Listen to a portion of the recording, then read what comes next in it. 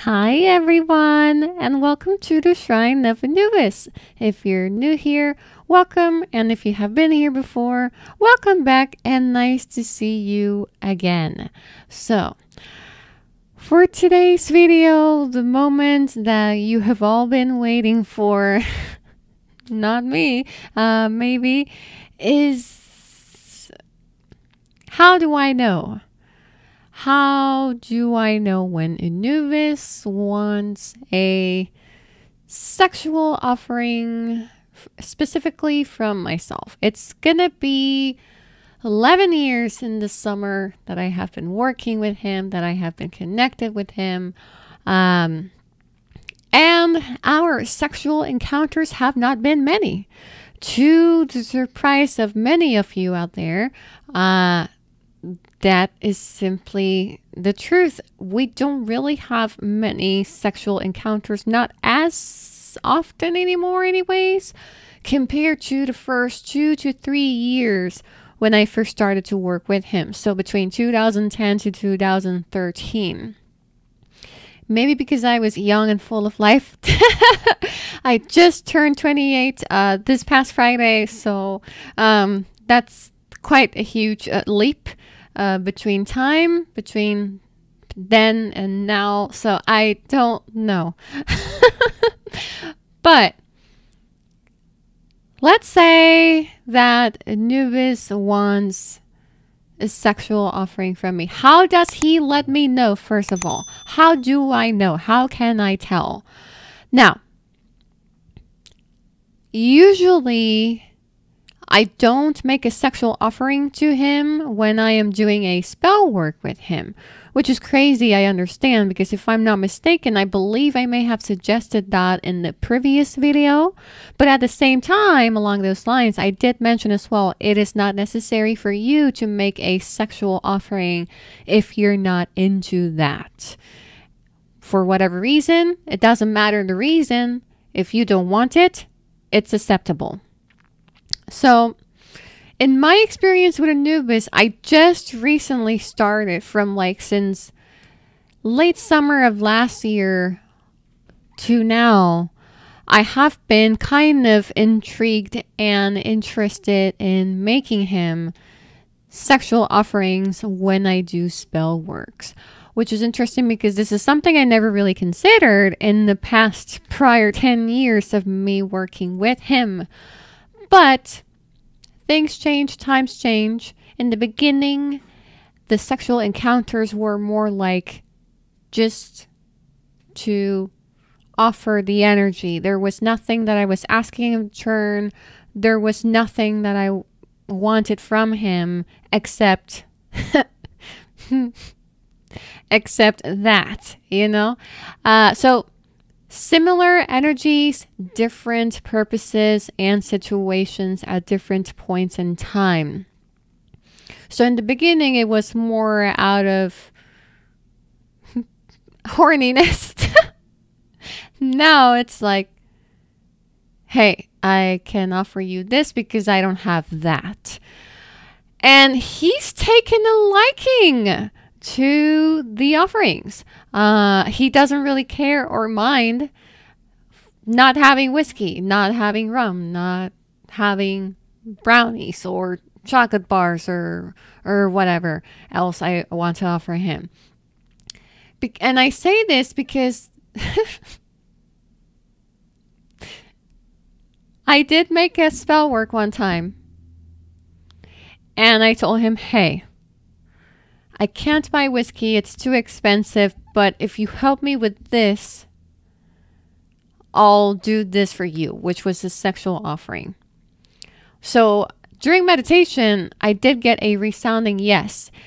And how I felt that was because I started to feel like between the sacral and solar plexus chakras, if you are into that type of situation, New Age stuff, I could feel an energy bubbling up between the solar plexus and the sacral chakras. Like coming from, let's say, a volcano doesn't make sense, does it?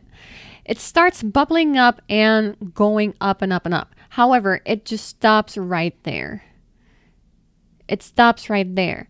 So that's how I can feel the sexual response or energy from him agreeing that this is what he wants. Whenever I feel a buildup of energy between the solar plexus and the sacral chakras, not so much the root chakra, surprisingly, but the energy feels like a level higher than the root chakra, for example. So usually that was the first time that I asked him, hey, I don't have this, but I have that. Let me know what you think. If not, we can come into agreement for something else. But during the meditation, I started to feel the energy building up between the solar plexus and the sacral chakras and just spinning between the two. And a sense of expansion in the area of the heart chakra. So I could tell that that was his energy responding to me in the form of psychic impressions, I would say. And these psychic impressions were sexual in nature. And of course, I had a response very clearly that he wanted the offering. However, I didn't actually do the thing after that spell work and meditating with his energy, because I wanted to wait for a couple of days to for the energy to cook, so to speak, from the spell work. And that's when one night he showed out of nowhere in a dream and he took me. I mean, he didn't take me technically because it wasn't against my will. You know what I'm saying? It was all very consensual, of course. And I woke up that morning and I was like, okay, have your offering before what I had planned. But then he surprised me with the results. About 3 days later, he surprised me with the results of the spell work. And that was my first sexual offering for him at some point last year, in late summer. What else? I wanted to share a second part to this, not related to this spell work, but related to everything as a whole. Back in the day, I would make sexual offerings just because I wanted, not because he asked me. So in a sense, right now, thinking about it, I'm like, oh, shit. Maybe I should have asked him if he's okay with that. But since my connection with him has always been sexual in nature, I didn't really think too much of it. He also didn't seem to complain anyways either. In fact, whenever I would make the sexual offering to him, he would show up in a dream. Or vice versa. He would show up on a dream, trigger me in a sexual way, and then I would make the sexual offering to him. So you might be wondering, how do you know that he wants a sexual offering from you? Does he show up physically? Do you see him in your mind's eye? Does it happen during meditation that he pops up? Is it in a dream? It's usually in a dream and during meditation. At times I've been lying down in my bed, facing up to the ceiling, eyes closed, with my altar at the end of my, not the feet of the bed, but on the side of the bed. So if I am right here with you, and this is like the length of the bed, the altar would be at my left side. So I would lie down on my back to the side of the bed, facing the altar in a sense, to meditate with a candle, if I can see it out of the corner of my eye, at the bottom of my feet, or in this case, knees, because the feet would be dangling off the bed, or simply to glance at the statue of Anubis once in a while, if I ever open my eyes during meditation or something. So whenever I am lying in this position, facing towards my altar, usually I always have a candle light up just for meditational purposes and an incense. There would be times when I could feel an energy going up, not through my feet, but from my thighs. Going up my thighs into my centers. Again, not so much the root chakra. It would start in the solar plexus and the sacral chakras. At times, it would move downwards. That's usually how it would work. So this one time I am meditating with his image in mind, because I don't exactly remember if it was for something in particular that I wanted to do. But during this meditation with him, I was focusing on his mental, in my mind's eye, I was focusing on his image, mentally speaking.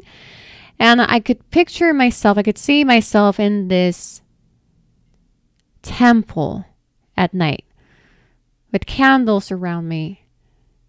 And I could see him walking through the doorway, quote unquote, of this room. And during this vision, I know we had a very small talk, but then I could feel my energetic field, like my sacral and solar plexus chakras, like to spark up, to light up. I could feel the energy starting to concentrate and focus on those two areas. And I started to feel obviously aroused by his presence and what I was feeling. And that's how I knew that he wanted to take me. I say take me, but you guys know what I mean. So during this meditation vision, question mark, it's when he proceeded to then make love to me in a sense. Back in reality, in my bed, because I am so relaxed in my bed, I can barely feel my body. I can barely move at all. I just stay there lying down, just receiving his energy and seeing him in my mind's eye and what's happening, what's going on. So it was a very pleasing energy, very sensual, erotic, very, very intense, so to speak. It's an energy that it's very, very hard to ignore when you're trying to meditate and mind your business. And then suddenly, boom, he's there. So after that, you might be wondering, did you do anything later on? Not that night, but on the next day, I did. Because the energy was still there. It was very present. And I was like, I need to channel this somehow. I could try to be creative. Creativity is not working. It's time to just offer him my energy and release it and just let it go. So on the next day, it happened. Another example that I can give to you, how do I know when Anubis wants me? I think that pretty much covers it, to be honest. During meditation, at times I can feel my energetic fields from the solar and the sacral chakras activate. And eventually it turns into arousement. Arousal? Question mark? I can't English today. And that's how I know. It's very simple, very direct, straight to the point. He doesn't mind sexual offerings from my part, randomly or specific to a spell work. He actually welcomes and suggests me to do it more often. Because the other day, I got a very large amount of money unexpectedly from Amazon, from book commissions, over $1,000. And it was unexplainable. I had no idea how or where, who was responsible for this. All I knew was that I had a deposit in my bank account from Amazon for $1,600 in book commissions. And I'm like, I don't understand. So I was very puzzled. So my immediate thought was, I have to make an offering to Anubis to thank him for his assistance, which was unexpected. What can I do? So I do have whiskey. The food part is unclear. And you know what he tells me? I'm going to give you 5 seconds. Just five.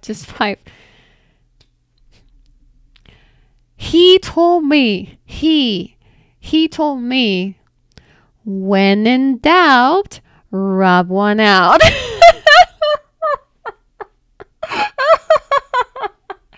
I was dying. It took me by surprise to get that response from him. But at the same time, I'm like, I should have known that you were going to come up with something like this. And he was like, my offer still stands. And I'm like, I'll consider it. So that is still pending. But I do need to declutter my altar, reoffer whiskey, maybe a piece of food somewhere on the side. Maybe other extra things here and there. I don't know. But if he made that suggestion, then okay, I guess. So he can be very direct with you, maybe not. Maybe he is the type that likes to tease around, to play and fool around with you, be sensual, romantic, question mark, or sensual and a little bit rough. In my case, I'm dying to experience the rough side, but he's always been gentle. In the couple of times during these past almost 11 years, he's always been very gentle. So I interpret his energy as I wouldn't say soft, but a gentle dom. He doesn't really force me to do anything. He doesn't really do anything crazy. He actually lets me take the lead, which I'm not a big fan of. You know,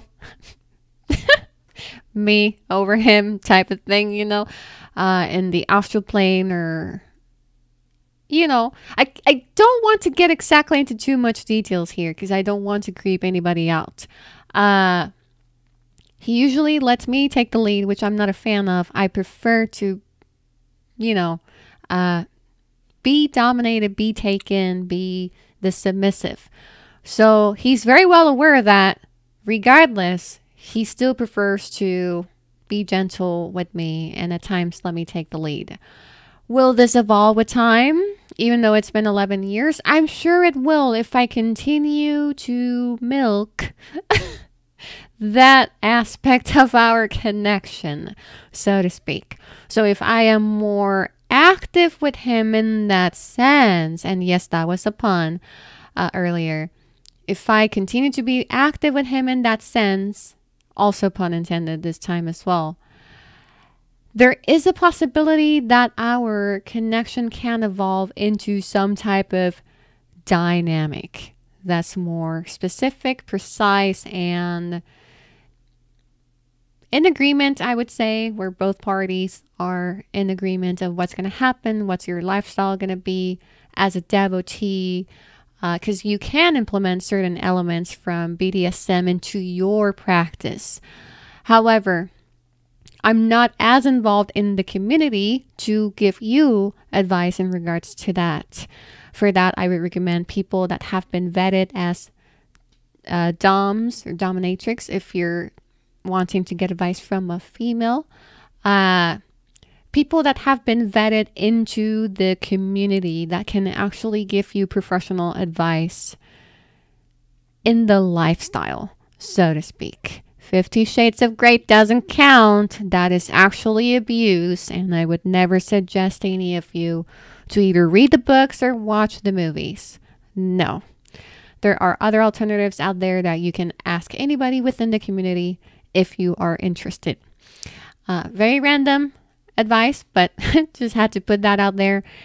And yeah, has he ever tied me down? No, he has not yet. Again, he is very free. He lets me do my thing while also doing his thing. He also lets me take the lead, even though I prefer him to take the lead, so he doesn't really mind. I don't consider him to be a switch. to be honest. His energy might be interpreted that way to some of you out there, and that is actually very normal because energy is interpreted differently. So if you have a different perspective, that's fine. In my situation, though, he's more of a gentle dom, but I'm sure he's waiting for the correct moment to unleash his feral side, I would say. And I'm not sure, maybe he is waiting for me to continue to expand my energetic field, to continue to receive more energy of his. Because his energy is very overwhelming. His energy is very alpha-like, very strong, very, I would say, solar energy type of vibe, even though he's an underworld god. But his energy to me, for some reason, feels very solar, very out there. Like, I don't know how to explain it. Like, he's like a sphere of sunlight, or I don't know how to explain his energy, but his energy is very difficult to hold for long periods of time. When I see him during a dream, whether lucid dream, astral traveling, or during meditation. His energy is very overwhelming for me to contain for long periods of time.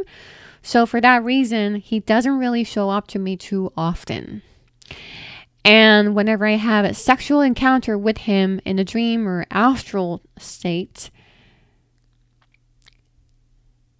it depends. The action, I can't say the action is short because he holds me in place long enough until I release my energy with him.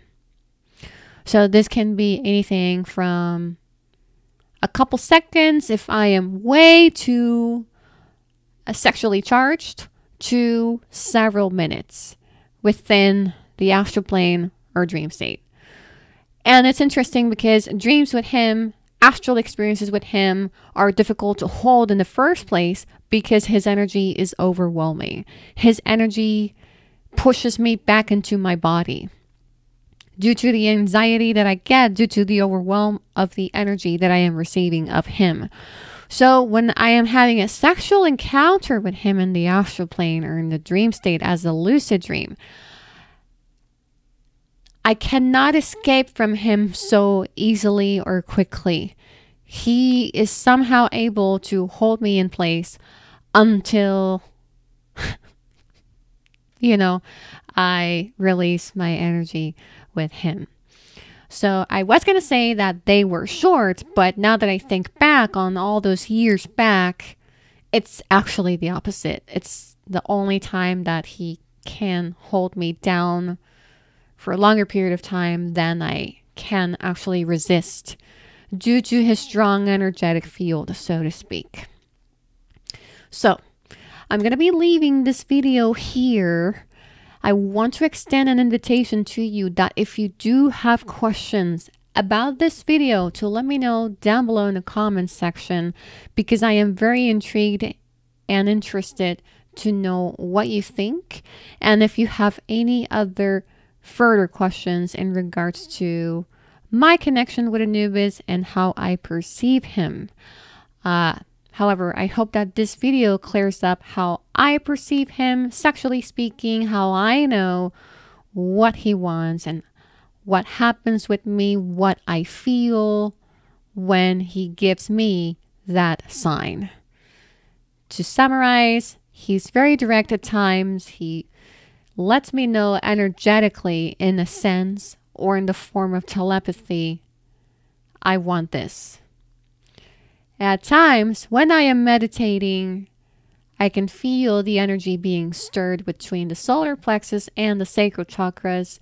Sometimes it moves down, which is when I feel the arousal in the root chakra due to the spinning energy that moves downwards into that section. But usually it holds in place for quite some time between the solar and the sacral chakras. He might tell me something during meditation. Usually he doesn't, because The energetic hint usually is enough for me to know what he wants. And at times, without anything happening in real life, he pops up in a dream to interact with me in a sexual way.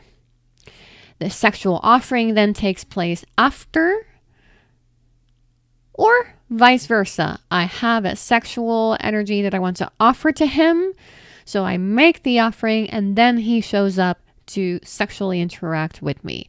So it can go in different ways, of course, and it will vary and will differ for yourself as well if you have that type of interaction with him as well, or with another deity in your life.